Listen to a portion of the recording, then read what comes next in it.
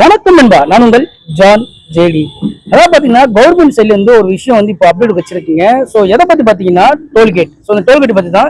So என்ன விஷயம் பாத்தீங்கன்னா டிராவல் வண்டியும் சரி இல்ல லோடு வண்டியும் சரி அவங்க வந்து என்ன சொல்லிருக்காங்கன்னா, அதாவது நான் டோல்கேட் அப்படின்னு வந்தாலே அந்த டிக்கெட் வாங்கிட்டு போறதுக்குள்ள எங்களுக்கு வந்து மினிமம் ஒரு 1 ஹவர் கிட்ட ஆயிடுது. ஸோ இது வந்து எப்படியோ கொஞ்சம் இந்த பிரச்சனையை தீர்க்க பாருங்க அப்படின்னு கோரிக்கை வச்சிருக்காங்க. அந்த கோரிக்கை ஏற்றி இப்ப என்ன பண்ணிருக்காங்கன்னா, அதாவது 3000 கொடுத்து டிக்கெட் எடுத்தோம்னா ஒரு வருஷத்துக்கு வந்து நம்ம வந்து இதுக்கப்புறம் நிலையில் நிற்கவே தேவையில்லை. நம்ம பாட்டுக்கு எந்த இடமா இருந்தாலும் போயிட்டு வரலாம்.